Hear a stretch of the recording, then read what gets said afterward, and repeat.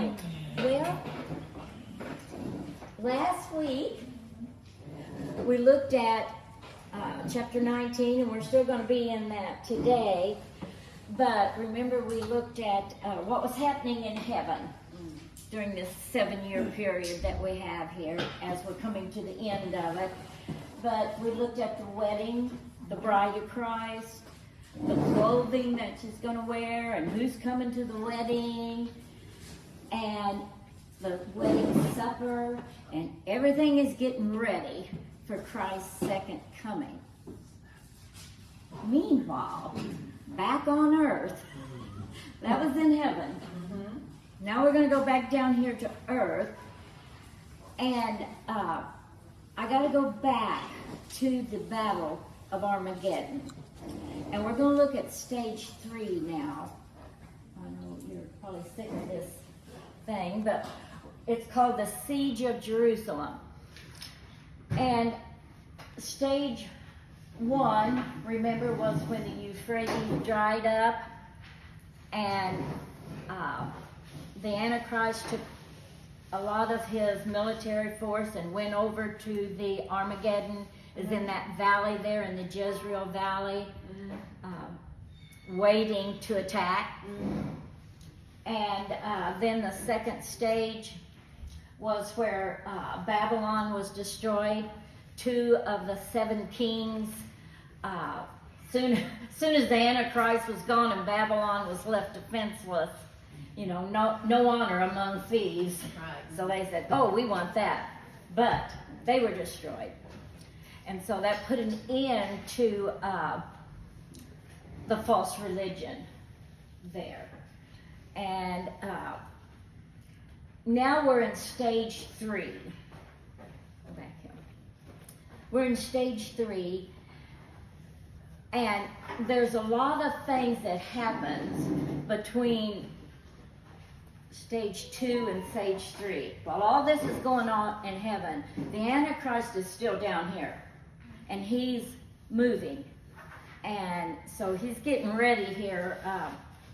When you pick up a book, you don't read the last chapter.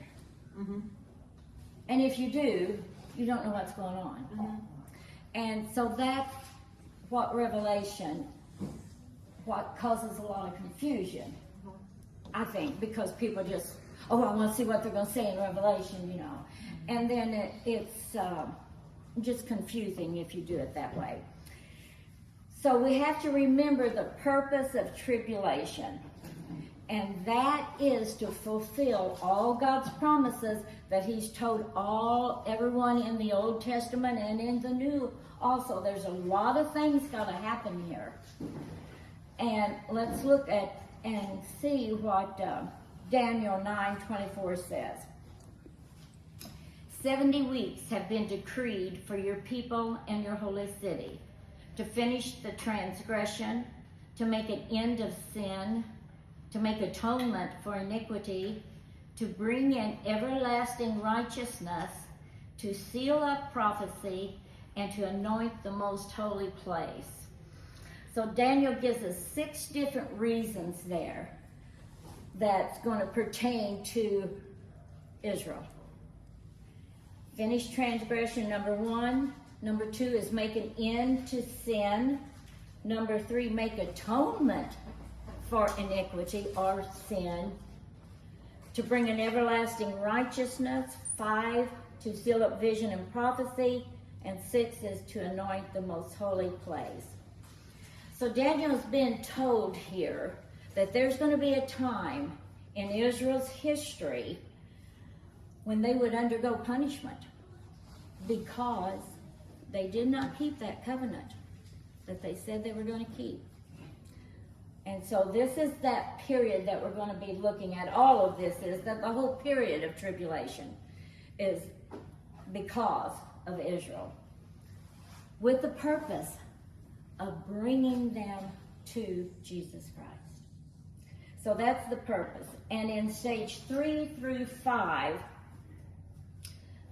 as we've got these Armageddon kind of separated like this, there's 3 different areas that we're going to be looking at. That's Jerusalem, Bozrah, and the Mount of Olives. Those three are going to come in to play here. And we're going to be moving kind of back and forth to it.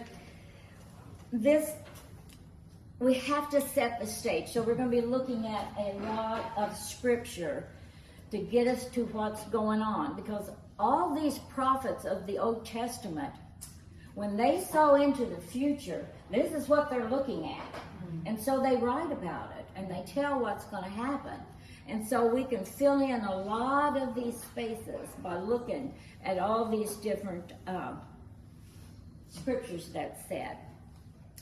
Well, in stage 2, when the Antichrist is invading other countries along the way to the Jezreel Valley, remember, he's going over there. He takes the bulk of the military with him. But there's you remember there were 7 kings, 2 of them came against him, and I think the other 5 don't like him very much from listening to what some of this says. But in Daniel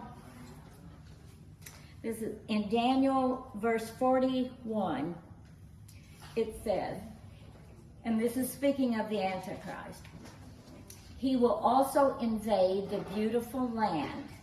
Many countries will fall, but Edom, Moab, and the leaders of Ammon will be delivered from his hand. So this is important that we remember that. We know that now he's going to go because he said he's going to the beautiful land. And to the Jews, there's only one place, that's Israel. So now he's going to go over there. But it says that these 3 countries, Edom, Moab, and Ammon, will be delivered from his hand. So the Antichrist is not going to get that, okay? They're going to be rescued out of his hand. There's a modern nation today that encompasses those 3, and that is Jordan. That today is the country of Jordan. And these are the ancient names of Jordan. Edom, Moab, Ammon are the ancient names of it. But it's also the place that contains Bozrah or Petra. See Petra down there? Okay. Who is in Bozrah?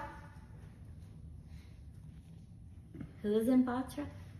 The Messianic Jews, the remnant. Remember in chapter 12, where God was going to secure them, and they went down to Petra, and they're huddled in this little rock, sort of like to get into there. That's what you got to go through. So God's put them there for their protection, to get them out of what's going on. The only other place to attack besides Jerusalem is this. He's invading the lands, and he makes another attempt on Petra. God didn't let him get in there 3.5 years ago when God put him in this enclosure. But he's desperate. Satan is desperate. And things are going to move around, and he's going to come after them. In Jeremiah 49:13, that's just another picture of Petra there, the ruins today. But I want to go to Jeremiah 49, and we'll start at 13. For I have sworn by myself, declares the Lord, that Bozrah will become an object of horror, a reproach, a ruin, and a curse, and all its cities will become perpetual ruins. I have heard a message from the Lord, and an envoy is being sent among the nations, saying, gather yourselves together and come against her and rise up for battle. For behold, I have made you small among the nations, despised among men.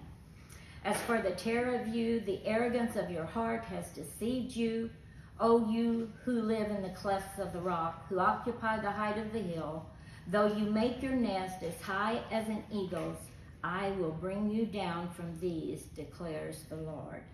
Now, let me go back and try to help us, because when I read that, I was like, what? And so we're gonna look at that a little bit. After stage 2, before stage 3, we know that the Antichrist is there in the Jezreel Valley. We also know there's a ragtag remnant outside of Babylon. Remember, after Babylon was destroyed, these other kingdoms around it are looking at it and they go, and they're shook up because of all of it. And they're looking at it, and wondering what's happening. Because this had been their government. That was the seat of government, Babylon was.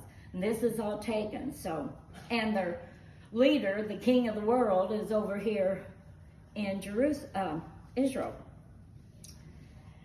And this ragtag army then is there. And in 49, I think 14 there, he says, he sends for the ones that are still there, his army that's still there. And he sends for them. He sends an envoy to them and says, gather up, we're going to war. And so we have 2 pockets of forces. Let me see if that's the next. Yeah. We have 2 pockets of forces. Don't know for sure how strong they are because we're at the end, all these things have been poured out and everything's been decimated. But he sends an envoy to the nations asking them to come against Bozrah, okay, and attack. Their target is the Jews that are in that town. And the Bible calls this place Bozrah, which in Hebrew is for the sheep's pen. It stands for sheep's pen. That's what it means, Bozrah. And down here is the believing Jews. But in Jerusalem, that's where the rest of the Jews are. Okay, so we got 2 forces there. So, now at the very end, the Antichrist decides he has to kill every Jew that he can get his hands on. So he goes into this pocket, he's calling it a pocket, with a part of his forces. And even though it's been greatly reduced, there's still a lot of people on the earth. And so he sends the rest of his army. It's going to go down there to Bozrah. And in Jeremiah 49, let me see this. Whoop, whoop, whoop. I hate it when this does that. Turn around. Something happened to Petra. Yeah. Now, let's look at this. Jeremiah 49, 21, and 22. The earth has quaked at the noise of their downfall. There is an outcry. The noise of it has even been heard at the Red Sea. Now 22, listen carefully. Behold, he will mount up and swoop like an eagle and spread out his wings against Bozrah. And the hearts of the mighty men of Edom in that day will be like the heart of a woman in labor. Where's the Lord going to come back to? Say again? Where's the Lord going to return to when he comes? What have you always thought he was going to return? The Mount of Olives, right? That might not be the very first place. Okay? Because it says he will come like an eagle, spread out his wings against Bozrah. And because that's against the other army that's there. And the Lord is going to intervene supernaturally there. So let's see what else the Antichrist is doing. Now his force is separated, remember? But in his mind, the Antichrist Satan is indwelling him. If he can capture Jerusalem and get rid of all the Jews, these 2 places, he can put off the Christ's second coming. Give him a little bit longer to deceive and to go. So, but in Daniel 11:44, we're going to see what else the Antichrist is up to. How's that do that? Anybody know? History.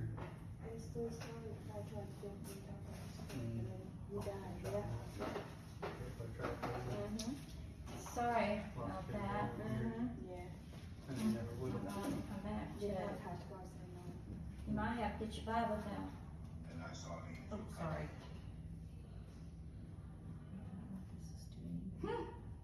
It just took all this off. That's okay. Well, What? See what's doing? Don't record now.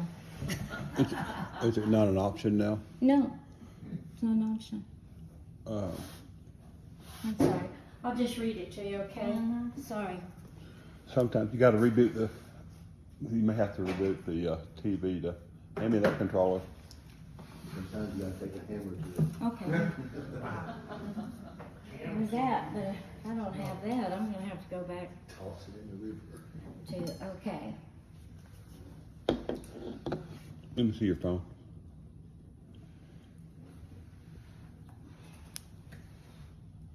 Okay, get out your Bibles, turn to Revelation 19. We really aren't going to, we're not even going to get into the rest of it, but get your Bibles out then.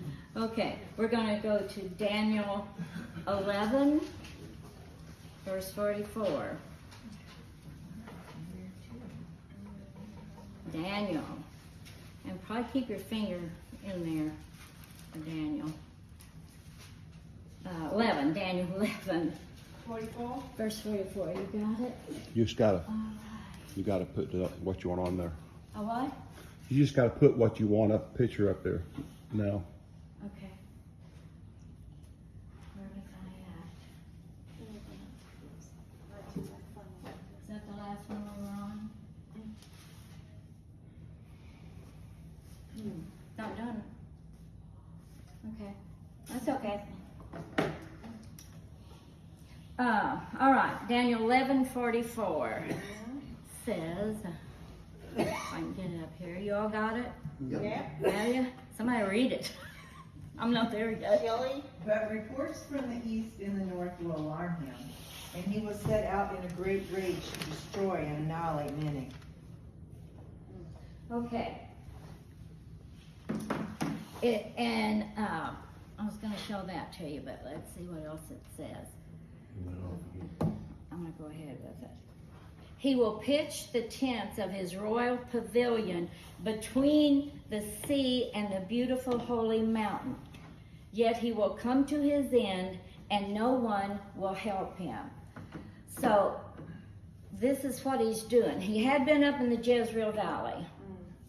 Jerusalem's down here. So he moves his forces down, and now he's coming right at Jerusalem. He's on the west side of Jerusalem. He come down that way. We know that because it said between the holy mountain, that's the Temple Mount, where, now that's not Mount of Olives, that's Mount Moriah. Sometimes it's called Mount Zion, but he's on the Jerusalem, he's on the west side, and over here is the sea. Well, there's only one sea that touches Israel, and that's the Mediterranean Sea.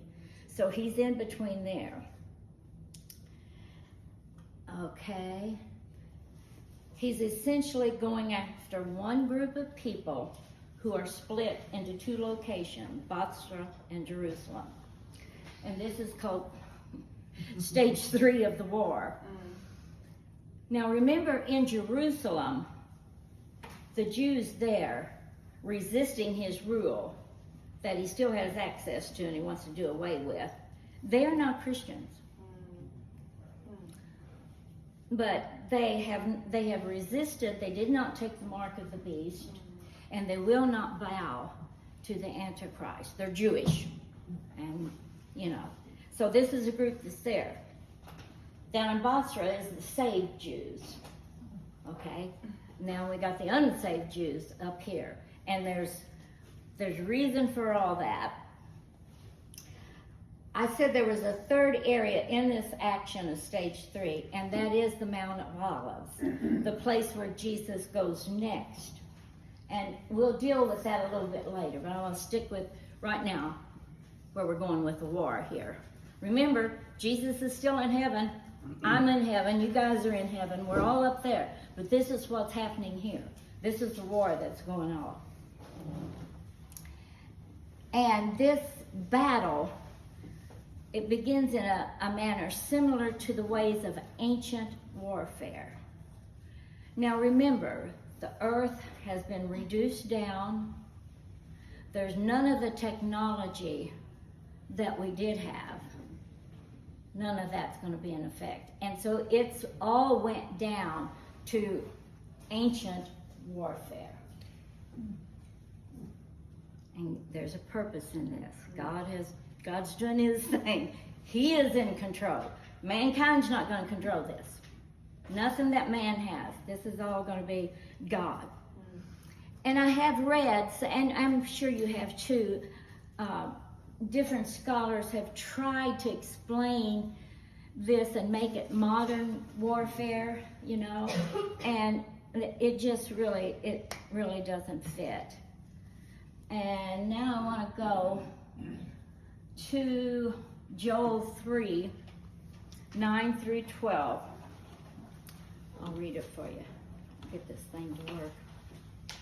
In Joel 3, he says, "Proclaim this among the nations, prepare a war, rouse the mighty men, let all the soldiers draw near, let them come up. Beat your plowshares into swords, and your pruning hooks into spears. Let the weak say, I am a mighty man. Hasten and come, all you surrounding nations, and gather yourselves there. Bring down, O Lord, your mighty ones.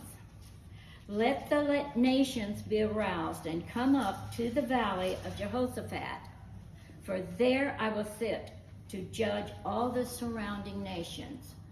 Now this is another move then that's going to be happening. I'm sorry, maybe next week I'll get to show it to you. Anyway, so now here's Jerusalem, here's the Kidron Valley, here's the Mount of Olives, okay? Jerusalem's over here. Now, the Antichrist is calling up all of the people that he can, and they're going to surround Jerusalem. He was over on the west side, but the Kidron Valley is over here on the east side, okay? He comes around, and what he is doing, surrounding the city, and then he sieges it, in that nobody can go in. He's going to starve them out. His plan is to do this. His plan's not very good. Not when you're fighting Jesus. It's not very good. Zechariah 12, 1 and 9 tells us this is more of this battle that's going to take place before Jesus comes. God's just moving, getting his chess pieces all in place, you know. Zechariah 1 says, "The burden of the word of the Lord concerning Israel. Thus declares the Lord, who stretches out the heavens, lays the foundation of the earth, and forms the spirit of man within him. Behold, I'm going to make Jerusalem a cup that causes reeling to all the peoples around. And when the siege is against Jerusalem, it will also be against Judah. It will come about in that day that I will make Jerusalem a heavy stone for all the peoples. All who lift it will be severely injured, and all the nations of the earth will be gathered against it. In that day, declares the Lord." Listen to this. How he saves Jerusalem. "I will strike every horse with bewilderment, and his rider with madness. But I will watch over the house of Judah while I strike every horse of the peoples with blindness." So here are these Jews. I don't know how many, but they went through all these Jews, so there's not many of them left. They're in there. Here's this army, got them surrounded, coming against them. But Jesus says, all the horses go crazy. The riders are crazy. And then the horses are blind. Right. And so, One go crazy. they're like, the horse not doing anything you want to. Mine never did anything I wanted to do anyway. But this one, and they're blind. Yeah. So they're crashing into each other. Just, and here's the Jews inside of Jerusalem going, well, I thought this was it, you know. It says that's how he's going to take care of them. And I'm going to go on till 6, as Zechariah goes on, because there's something else that's in here. In that day, I will make the clans of Judah like a fire pot among pieces of wood and a flaming torch among sheaves. So they will consume on the right hand and on the left all the surrounding peoples, while the inhabitants of Jerusalem again dwell on their own side in Jerusalem. The Lord will also save the tents of Judah first, so that the glory of the house of David and the glory of the inhabitants of Jerusalem will not be magnified above Judah. In that day the Lord will defend the inhabitants of David, and the one who is feeble among them in that day will be like David, and the house of David will be like God, like the angel of the Lord before them. And in that day I will set about to destroy all the nations that come against Jerusalem. So what's happened here? Who come from the clan of Judah? Jesus. And he's going to save that clan. So Jerusalem, it's calling it a clan, but each tribe had a certain area, and the tribe of Judah has this area here, and Jerusalem is in that. So Jesus is going to watch out for his folks, the clan of Judah. Okay, so that, let's see where I am now. Zechariah, where'd you go, Zach? Oh, there it is. Okay. It says, in verse 7, it says, not only will I defend the city, but I will defend Judah.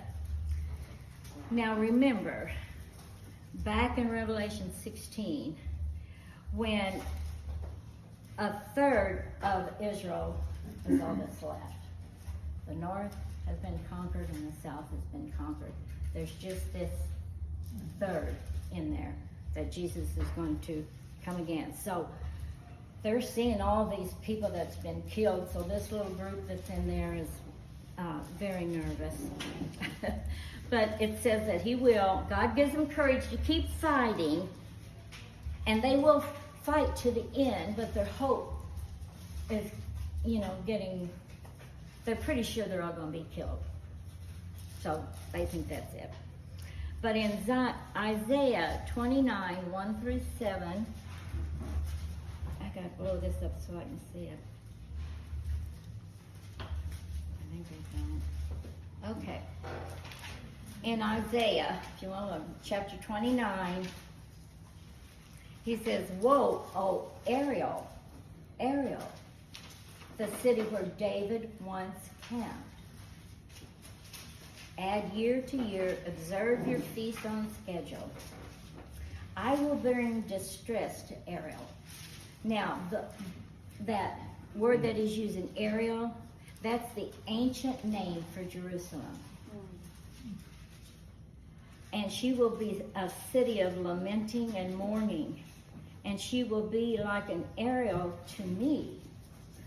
And there's a play on words here, because also the word Ariel means a final judgment, a sacrifice that's going to be given.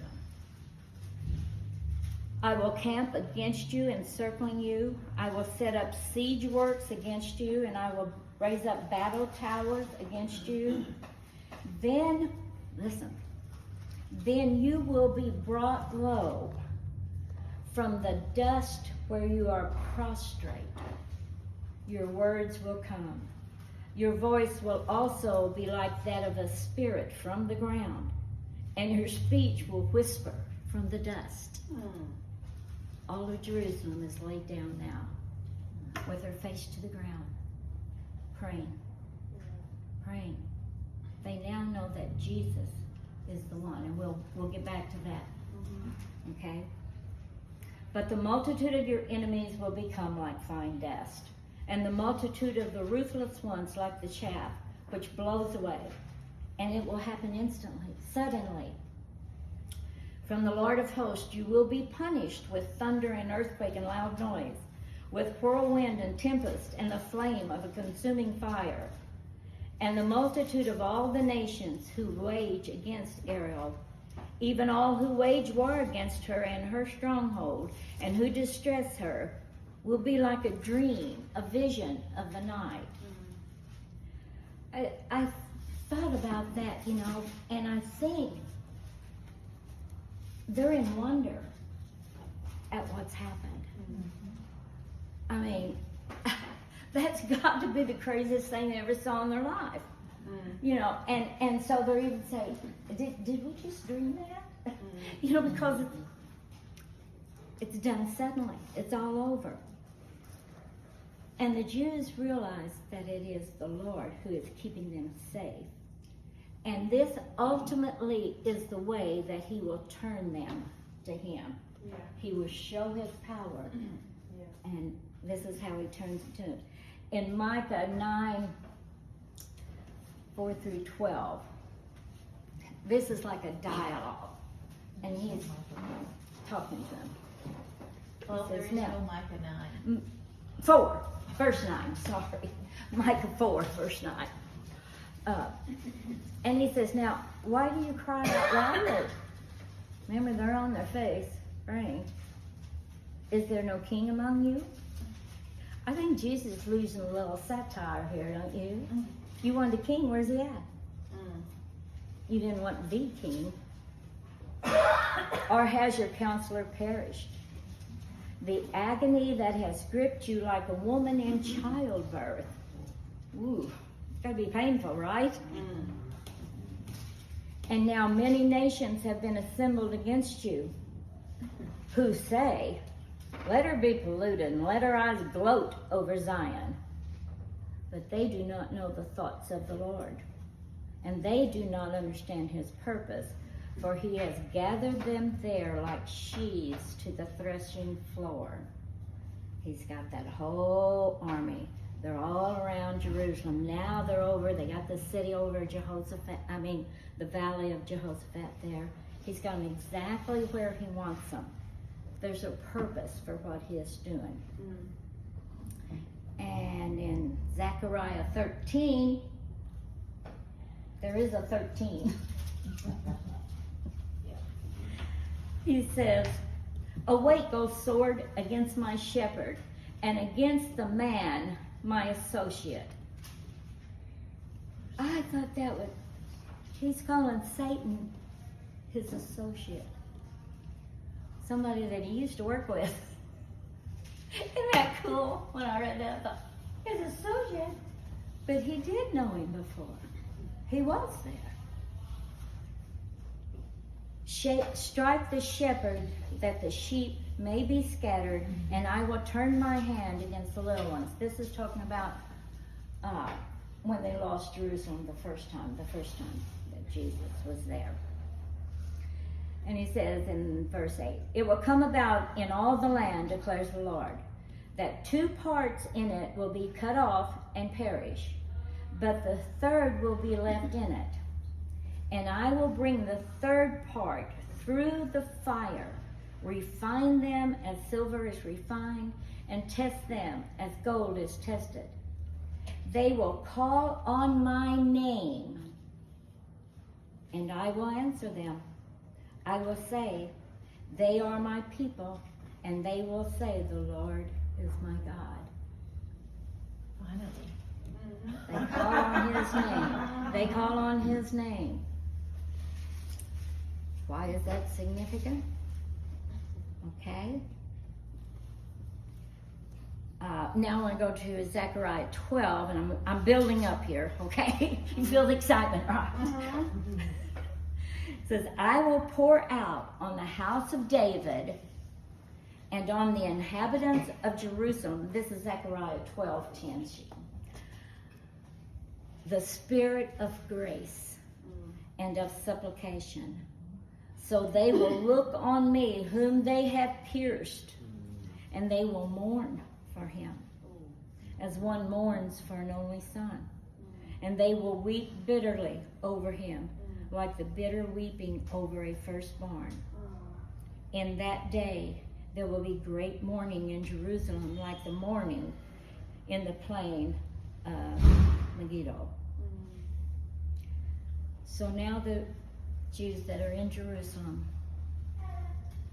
they know that Jesus was the Messiah, and they killed him, Yep. and they go into mourning. Yes. Yes. They think all is lost Yes. because of what they've done. So they call out for Jesus. They're laying prostrate. They're in the dust, and they call out for Jesus. And as they did this, they are fulfilling the requirement he set for Israel, that he would not return to them until they call on him. Yes. Matthew 23:39. For I tell you, this is Jesus talking to all of those gathered there, you will not see me again until you say, blessed is he who comes in the name of the Lord. Amen. And in Luke, you can go to Luke. Remember in Luke, I'm not going to turn there, but when Jesus weeps over Jerusalem, remember that? It said he wept over Jerusalem, knowing that they would not recognize him the first time he comes. And what they're going to go through is why he was weeping for them. And all of this is fulfilling the words of Paul in Romans 11:26 says, and so all Israel will be saved. I'm going to turn my phone again. Okay. All Israel will be saved. This is Romans 11:26. The deliverer will come from Zion. He will remove all ungodliness from Jacob.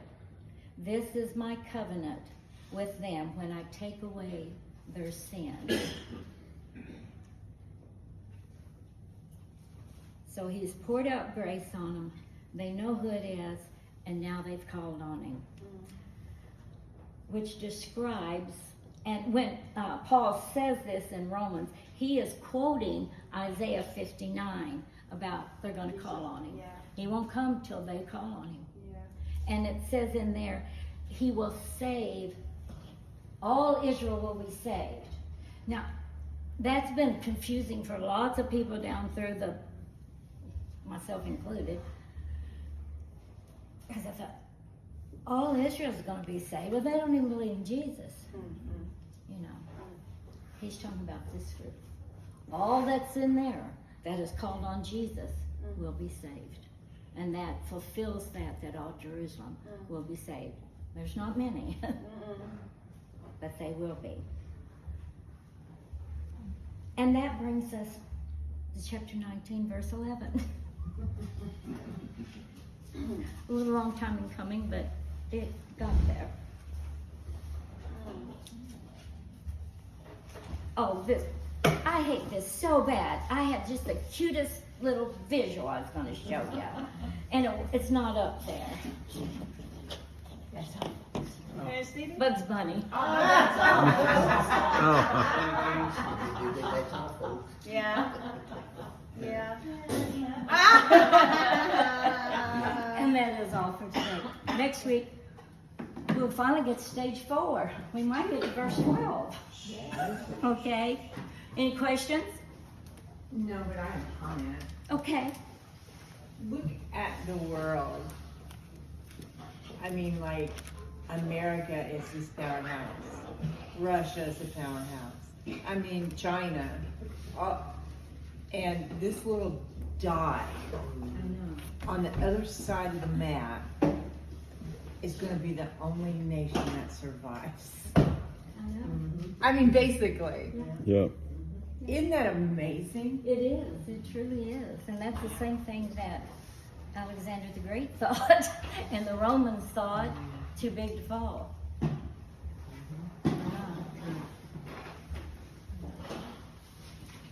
Okay.